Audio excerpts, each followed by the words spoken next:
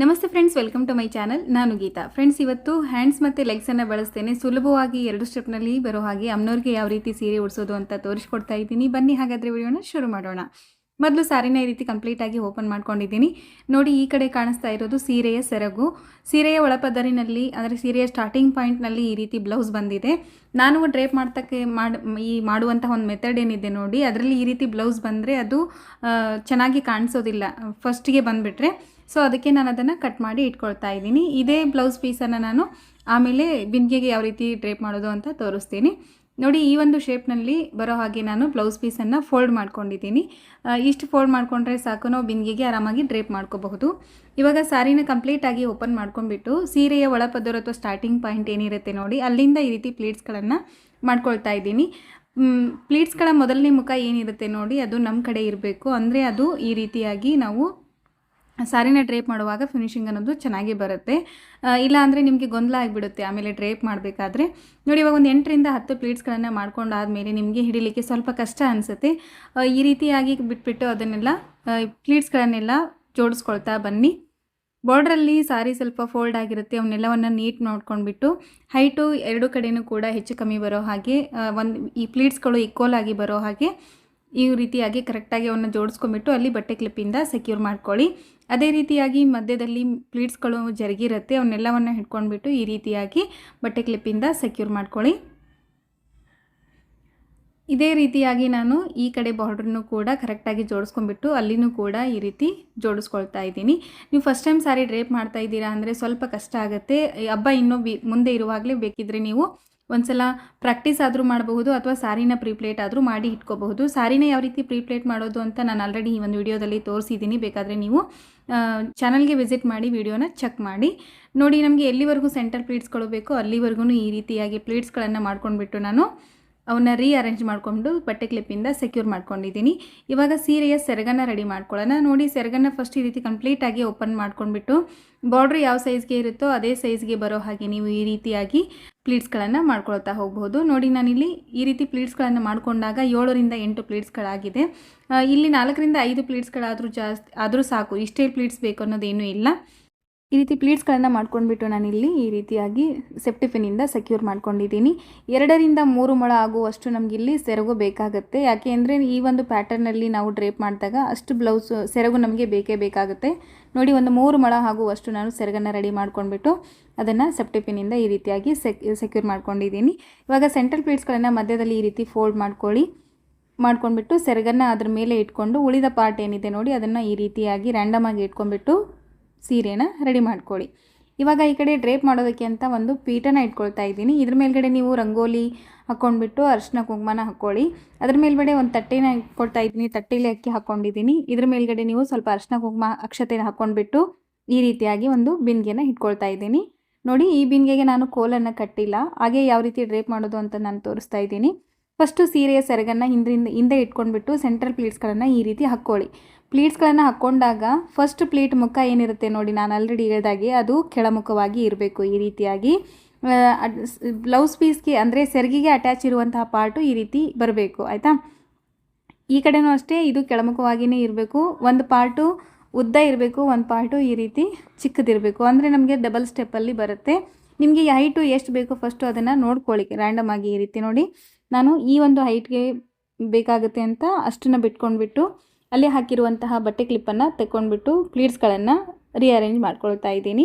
Clip ಹಾಕ್ಕೊಂಡ್ರೂ ಕೂಡ ಮಧ್ಯದಲ್ಲಿ ಜರುಗಿರುತ್ತೆ, ಅದು ನಾವು ಡ್ರೇಪ್ ಮಾಡಿದಾಗ ಫಿನಿಶಿಂಗ್ ಚೆನ್ನಾಗಿ ಬರೋದಿಲ್ಲ. ಸೊ ಅವನ್ನೆಲ್ಲವನ್ನು ರೀಅರೇಂಜ್ ಮಾಡ್ಕೊಂಡ್ಬಿಟ್ಟು ಅದನ್ನು ಈ ರೀತಿ ಸೇಫ್ಟಿ ಪಿನ್ನಿಂದ ಸೆಕ್ಯೂರ್ ಮಾಡ್ಕೊಂಡಿದ್ದೀನಿ. ಇದನ್ನು ಕೂಡ ಅಷ್ಟೇ ಸ್ಟೆಪ್ ಬೈ ಸ್ಟೆಪ್ ಬರೋ ರೀತಿಯಾಗಿ ಪ್ಲೀಟ್ಸ್ಗಳನ್ನು ಜೋಡಿಸ್ಕೋಬೇಕು. 2 ಕಡೆಯೂ ಕೂಡ ನಾನಿಲ್ಲಿ ಜೋಡಿಸ್ತಾ ಇದ್ದೀನಿ. ನೋಡಿ, ಈ ರೀತಿಯಾಗಿ ಜೋಡಿಸ್ಕೊಂಡಾದಮೇಲೆ 2 ಪಾರ್ಟ್ಸನ್ನು ಸೇರಿಸಿ ಒಂದು ಪಿನ್ನನ್ನು ಹಾಕ್ಕೊಳ್ಳಿ.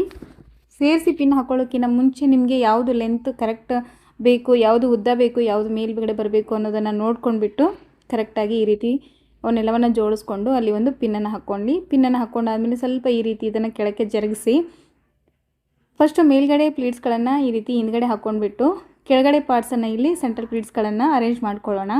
ನೋಡಿ, ಇವಾಗ ಈ ರೀತಿ ಹಾಕಿರುವಂಥ ಬಟ್ಟೆ ಕ್ಲಿಪ್ಪನ್ನು ತೆಗೆದುಬಿಟ್ಟು ಫುಲ್ ರೌಂಡ್ ಶೇಪ್ನಲ್ಲಿ ಬರಬೇಕು. ಆ ರೀತಿಯಾಗಿ ಪ್ಲೀಟ್ಸ್ಗಳನ್ನು ಸ್ಪ್ರೆಡ್ ಮಾಡ್ಕೊಳ್ಳಿ. ಎರಡೂ ಕಡೆಯೂ ಕೂಡ ಅದೇ ರೀತಿಯಾಗಿ ಬರಬೇಕು. ಈ ಸೀರೆ ಕಾಟನ್ ಸಿಲ್ಕ್ ಸೀರೆ ಆಗಿರೋದ್ರಿಂದ ಇದು ನೀಟಾಗಿ ಕುತ್ಕೊಳ್ತಾ ಇದೆ.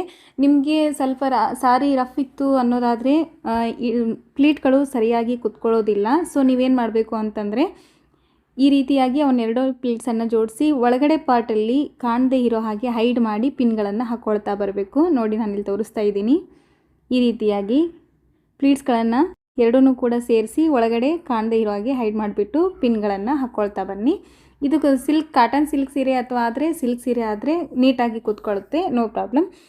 ಆ ಕಡೆ ಈ ಕಡೆಗೆ ಎಂಡಿಗೆ ಬರುವಂಥ ಪ್ಲೀಟ್ಸ್ಗಳು ಏನಿದೆ ನೋಡಿ, ನಿಮಗೆ ಜಾಸ್ತಿ ಸ್ವಲ್ಪ ಅಗಲ ಬೇಕು ಅನ್ನೋದಾದರೆ ಆ ರೀತಿ ಪಿನ್ಗಳನ್ನು ನೀವು ಹಾಕ್ಕೋಬೋದು. ನೋಡಿ ಈ ರೀತಿಯಾಗಿ ನಾನು ಪ್ಲೀಟ್ಸ್ಗಳನ್ನು ಅರೇಂಜ್ ಮಾಡ್ಕೊಂಡಿದ್ದೀನಿ. ಹಿಂದೆ ಹಾಕ್ಕೊಂಡಿರುವಂತಹ ಮೇಲ್ಗಡೆ ಪಾರ್ಟನ್ನು ಕೆಳಗಡೆ ಈ ರೀತಿ ಮುಂದ್ಗಡೆ ಹಾಕ್ಕೊಂಡ್ಬಿಟ್ಟು ಅಲ್ಲಿ ಹಾಕಿರುವಂಥ ಬಟ್ಟೆ ಕ್ಲಿಪ್ಪನ್ನು ತೆಗೆದು ಇಲ್ಲಿನೂ ಅಷ್ಟೇ ಪ್ಲೀಟ್ಸ್ಗಳನ್ನು ಅರೇಂಜ್ ಮಾಡ್ಕೊಳ್ಳಿ. ನಿಮಗೇನಾದರೂ ಇಲ್ಲಿನೂ ಕೂಡ ಪ್ಲೀಟ್ಸ್ಗಳು ಕುತ್ಕೊಳ್ಳಿಲ್ಲ ಅಂದರೆ ನಾನು ಆಲ್ರೆಡಿ ತೋರಿಸಿರೋ ಹಾಗೆ ಅಲ್ಲಿ ಸೇಫ್ಟಿ ಪಿನ್ನಿಂದ ಅದನ್ನು ಸೆಕ್ಯೂರ್ ಮಾಡ್ಕೊಳ್ಳಿ, ಕಾಣದೇ ಇರೋ ರೀತಿಯಾಗಿ. ಈ ರೀತಿಯಾಗಿ ಸ್ವಲ್ಪ ಮೇಲ್ಗಡೆ ಜರುಗಿಸ್ಕೋಬೇಕು ಪ್ಲೀಟ್ಗಳನ್ನು, ಯಾಕಂದರೆ ಒಂದು ಕಡೆ ಉದ್ದ ಬಂದಿರುತ್ತೆ, ಒಂದು ಕಡೆ ಚಿಕ್ಕದಾಗಿರುತ್ತೆ ಅಲ್ವಾ. ಸ್ವಲ್ಪ ಮೇಲ್ಗಡೆ ಜರುಗಿಸ್ಕೊಂಡು ಈ ರೀತಿಯಾಗಿ ಸ್ಪ್ರೆಡ್ ಮಾಡ್ಕೋಬೇಕು.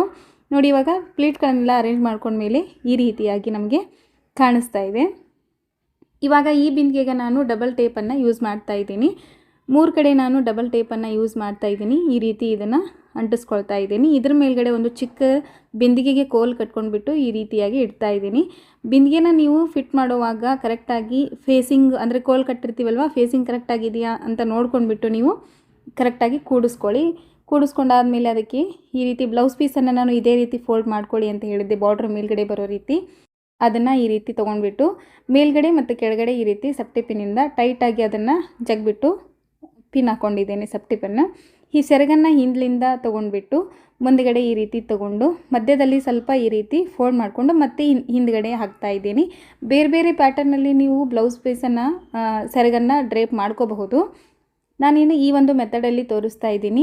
ನಿಮಗೇನಾದರೂ ಬೇರೆ ಬೇರೆ ಸಾರಿ ಡ್ರೇಪಿಂಗ್ ವಿಡಿಯೋಗಳು ಬೇಕು ಅನ್ನೋದಾದರೆ ನನ್ನ ಚಾನಲಲ್ಲಿ ಸಾಕಷ್ಟು ವಿಡಿಯೋಗಳನ್ನು ಅಪ್ಲೋಡ್ ಮಾಡಿದ್ದೀನಿ. ನೀವು ಬೇಕಾದರೆ ಚಾನಲ್ಗೆ ಒಂದು ಸಲ ವಿಸಿಟ್ ಮಾಡಿ ಎಲ್ಲ ವಿಡಿಯೋಗಳನ್ನು ನೋಡಬಹುದು. ಮಧ್ಯದಲ್ಲಿ ಈ ರೀತಿಯಾಗಿ ಫೋಲ್ಡ್ ಮಾಡ್ಕೊಂಡಿದ್ದೀನಿ. ಪ್ಲೀಟ್ಸ್ಗಳು ಮೇಲ್ಗಡೆ ಸ್ಟೆಪ್ ಬೈ ಸ್ಟೆಪ್ ಬರೋ ರೀತಿಯಾಗಿ ಮಾಡ್ಕೊಂಡ್ಬಿಟ್ಟು ಫೋಲ್ಡ್ ಮಾಡಿಕೊಂಡು ಅಲ್ಲಿ ಈ ರೀತಿ ಬ್ಯಾಕ್ ಸೈಡ್ ಒಂದು ಕಾಂದೆ ಇರೋ ರೀತಿಯಾಗಿ ಪಿನ್ ಹಾಕ್ಕೊಂಡಿದ್ದೀನಿ. ನೋಡಿ ಅಲ್ಲಿ ಹಾಕಿರುವಂತಹ ಪಿನ್ಗಳನ್ನು ತೆಗೆದು ಈ ರೀತಿ ಸ್ವಲ್ಪ ಸ್ಪ್ರೆಡ್ ಮಾಡ್ಕೊಳ್ಳಿ ಪ್ಲೀಟ್ಸ್ಗಳನ್ನು. ಇವಾಗ ನೋಡಿ ಡ್ರೇಪಿಂಗ್ ಕಂಪ್ಲೀಟ್ ಆಗಿದೆ. ಇವಾಗ ನಾನು ಅಮ್ಮನವ್ರಿಗೆ ದಾಬನ್ನು ಹಾಕ್ತಾ ಇದ್ದೀನಿ. ದಾಬ ಹಾಕಬೇಕಾದ್ರೆ ಎರಡೂ ಸೆರಗನ್ನು ನೀವು ಒಳಗಡೆ ಸೇರಿಸ್ಕೋಬೇಕು ಅಥವಾ ಆಚೆ ಬಿಟ್ಕೋಬೇಕು ಅನ್ನೋದು ನಿಮ್ಮ ಮೇಲೆ ಡಿಪೆಂಡ್ ಆಗಿರುತ್ತೆ. ನೋಡಿ ಇವಾಗ ನಾನು ಈ ರೀತಿ ಒಳಗಡೆ ಒಳಗಡೆ ಸೇರಿಸ್ಕೊಂಡ್ಬಿಟ್ಟು ಪಿನ್ನನ್ನು ಹಾಕ್ಕೊಂಡಿದ್ದೀನಿ. ಅಮ್ಮನವ್ರಿಗೆ ನಿಮ್ಮಲ್ಲಿರೋ ಒಡವೆಗಳಿಂದ ಅಲಂಕಾರನ ಮಾಡ್ಕೊಳ್ತಾ ಬನ್ನಿ. ನಿಮ್ಮ ಹತ್ರ ಏನಾದರೂ ಹಳೆ ಒಡವೆಗಳೇ ಇದೆ ಅನ್ನೋದಾದರೆ ಅದಕ್ಕೆ ಸ್ವಲ್ಪ ಗೋಮೂತ್ರನ ಹಾಕಿ ಕ್ಲೀನ್ ಮಾಡ್ಕೊಂಡ್ಬಿಟ್ಟು ಅಮ್ಮನವ್ರಿಗೆ ನೀವು ಹಾಕ್ಬೋದು. ಈ ರೀತಿಯಾಗಿ ಡ್ರೇಪಿಂಗನ್ನು ಮಾಡಿ ಅಮ್ಮನವ್ರಿಗೆ ಡೆಕೋರೇಷನನ್ನು ಮಾಡಿದ್ದೀನಿ. ನೀವು ಪೂಜೆಯಲ್ಲಿ ದಿನ ಬಳಸಬೇಕಾದ್ರೆ ಒರಿಜಿನಲ್ ಫ್ಲವರ್ಸ್ಗಳನ್ನೇ ಬಳಸಿ. ನೋಡಿ ಈ ರೀತಿಯಾಗಿ ಅಮ್ಮನವ್ರದ್ದು ಡ್ರೇಪಿಂಗ್ ಮತ್ತು ಡೆಕೋರೇಷನ್ ಬಂದಿದೆ. ವಿಡಿಯೋ ಇಷ್ಟ ಆಗಿದೆ ಅಂತ ಭಾವಿಸ್ತೀನಿ. ಇಷ್ಟ ಆದರೆ ಲೈಕ್ ಮಾಡಿ, ಶೇರ್ ಮಾಡಿ, ಕಮೆಂಟ್ ಮಾಡಿ. Thanks for watching.